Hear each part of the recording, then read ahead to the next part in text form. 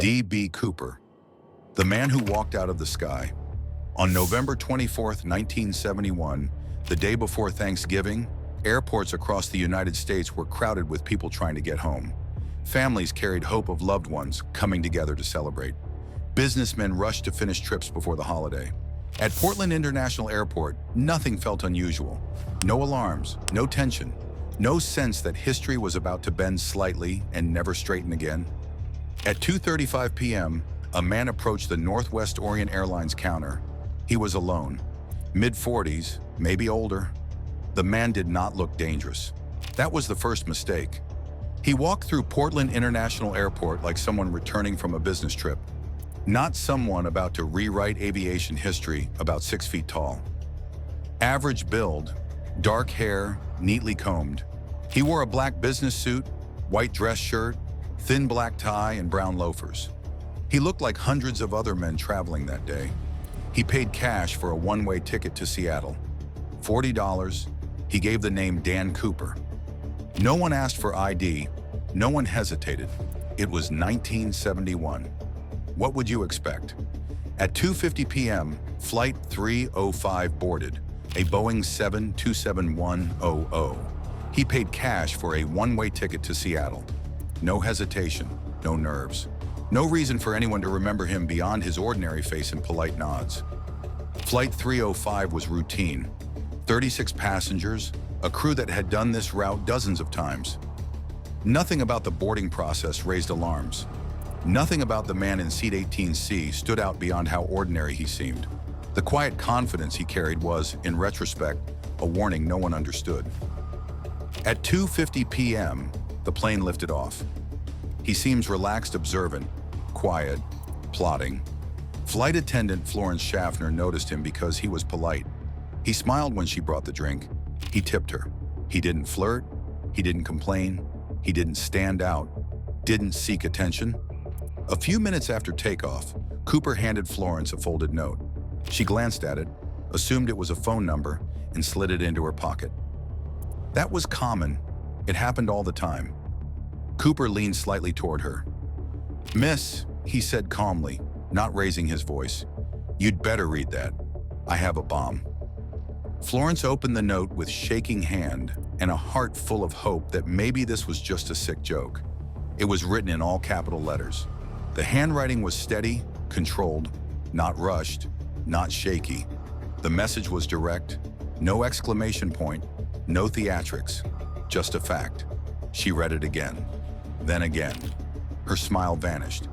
Cooper opened the briefcase just enough for her to see inside. She saw wires, red cylindrical objects, a battery.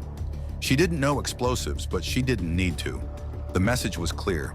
This man was serious. He spoke softly, almost politely. He explained his demands. $200,000 in cash, $20 bills, 4 parachutes, 2 main chutes, 2 reserve chutes. He wanted them delivered when the plane landed in Seattle. No shouting, no threats beyond the obvious, no shaking hands, no anger. The calmness was the most terrifying part.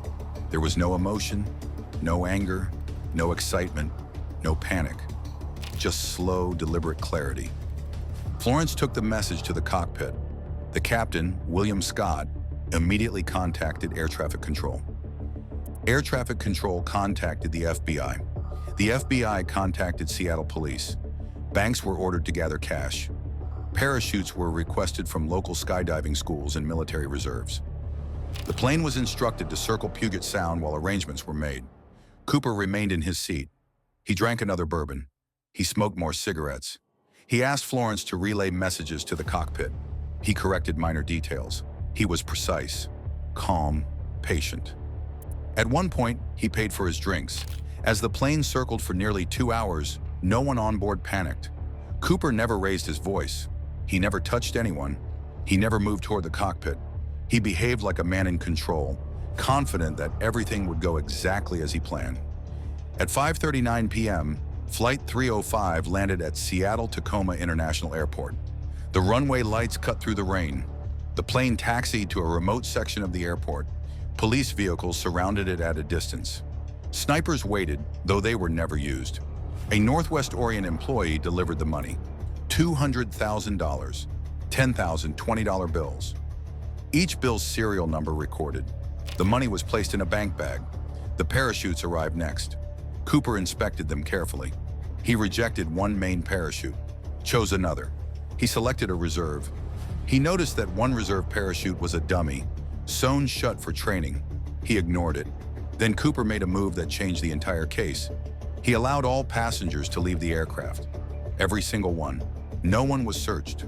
No one was harmed. No one was held as leverage. Parents walked off with their children. Businessmen grabbed coats. People glanced back at the man who had just hijacked their flight and were surprised by how ordinary he looked. Some later said he smiled. Only 4 crew members remained on board. Captain William Scott, First Officer William Ratazak, Flight Engineer Harold Anderson, and Flight Attendant Tina Mucklow. Cooper handed Tina detailed flight instructions. The destination was Mexico City. The altitude was to be kept at 10,000 feet. The speed no faster than 170 knots. Landing gear down. Wing flaps set to 15 degrees. The cabin unpressurized. These were not guesses. These were specific, technical, correct. The Boeing 727 had a unique feature, a rear airstair that could be lowered during flight. Cooper knew this. He specifically requested this aircraft model. He had chosen the one plane that allowed him to exit midair from the back. At 7:40 p.m., the plane took off again, this time into a dark, storm-filled sky. Rain battered the fuselage. Clouds swallowed the aircraft. The Pacific Northwest below was a maze of forests, rivers, mountains, and nothing else. Cooper tied the money bag to himself. He put on one parachute. He handed Tina instructions for the cockpit. Then he asked her to go forward and close the cockpit door. She hesitated. He reassured her, calmly, gently. That was the last confirmed interaction anyone ever had with him.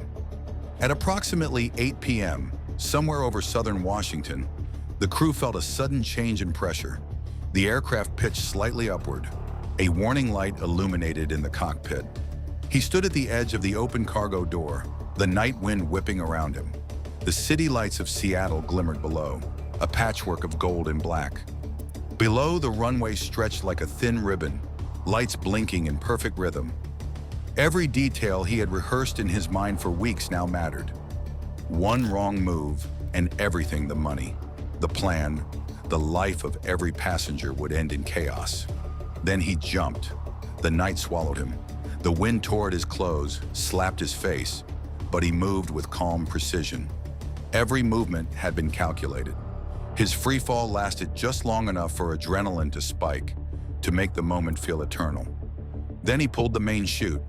The sudden jerk was jarring, almost violent, but everything was correct. The parachute bloomed above him like a white ghost against the night sky. Ground crews, prepped but tense, tracked him carefully. He landed in a field near the airport, rolling on impact to absorb the shock.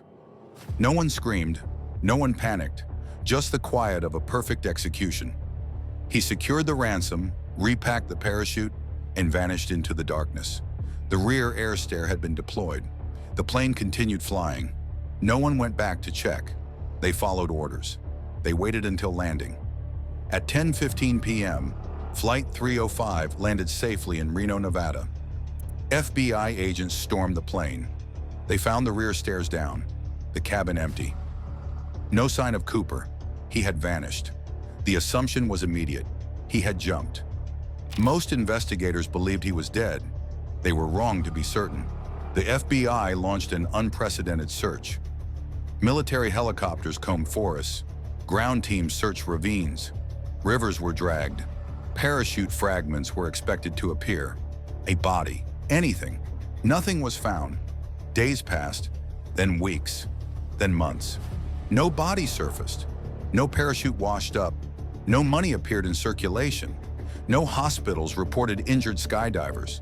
No missing persons reports matched the timeline. The case became known as the D.B Cooper hijacking after a reporter mistakenly used the wrong initials. The name stuck. Cooper never corrected it because Cooper was never found. The FBI built a profile: white male, mid-40s, above average intelligence, likely military or aviation background. comfortable under pressure, possibly experienced with parachuting, though some argued the jump was too risky for a professional. The world did not forget. Newspapers chronicled it, books dissected it, documentaries dramatized it. Each retelling highlighted the same chilling truth. He existed in plain sight and became the embodiment of fear without violence. Others argued the opposite, that the risks were exaggerated, that Cooper knew exactly where he was jumping, that he had help waiting on the ground, that the weather and terrain were not as lethal as assumed. Then, in February 1980, nearly 9 years later, the case took a turn. An 8-year-old boy named Brian Ingram was digging along the banks of the Columbia River, about 20 miles downstream from Vancouver, Washington. He uncovered 3 bundles of decaying $20 bills. They were wrapped in rubber bands. The serial numbers matched the ransom money. Only about $5,800. The rest of the money was never found. This discovery destroyed the certainty that Cooper had died immediately. If he had drowned in the river, more money should have surfaced. If animals had scattered it, fragments would have appeared elsewhere. Instead, only a small portion was found, buried deliberately in sand, which suggested intent or survival. The FBI chased hundreds of suspects over the next decades. Former soldiers, skydivers, airline employees, engineers, men who disappeared in 1971, men who suddenly came into money, men who confessed on their deathbeds. One suspect knew the exact flight path before it was released publicly. Another had titanium particles on his clothing, matching those found on Cooper's tie. Another wrote letters hinting at knowledge only Cooper would have. None could be conclusively proven. The tie Cooper left behind became one of the most important pieces of evidence. Decades later, forensic analysis revealed microscopic particles of titanium, bismuth, and rare alloys. These materials were uncommon in the general population at the time. They were used in advanced aerospace manufacturing and defense projects. Cooper likely worked in or around such environments. He was not a drifter. He was not desperate. He was calculated. He was plotted, a planner. Despite endless investigation, no suspect ever fit perfectly. Each had gaps, contradictions, missing links. In 2016, after 45 years, the FBI officially suspended active investigation. Not because the mystery was solved, but because it wasn't. D.B Cooper remains the only unsolved air piracy case in U.S. history. No arrest, no confirmed identity, no body. Cooper taught the world how a man can terrorize without raising a hand, without screaming, without showing anger. The man who walked onto Flight 305 that afternoon did not need weapons. He did not need threats. He needed only control, patience, and a meticulous mind. He walked into legend, out of sight, leaving the world to wonder. Could he strike again? Would he ever be caught? Somewhere, whether in an unmarked grave or under a different name, the man who walked onto Flight 305 either died anonymously or lived out his life knowing he did something no one else ever has. He hijacked a plane. He took the money. He let everyone go. Ransom plane. The man remains unidentified. The ransom was never recovered, and the audacity of the act continues to haunt law enforcement and civilians alike. He did not vanish into myth. He vanished into reality, a shadow who proved that terror does not need fury. It only needs patience, planning, and the unshakable calm.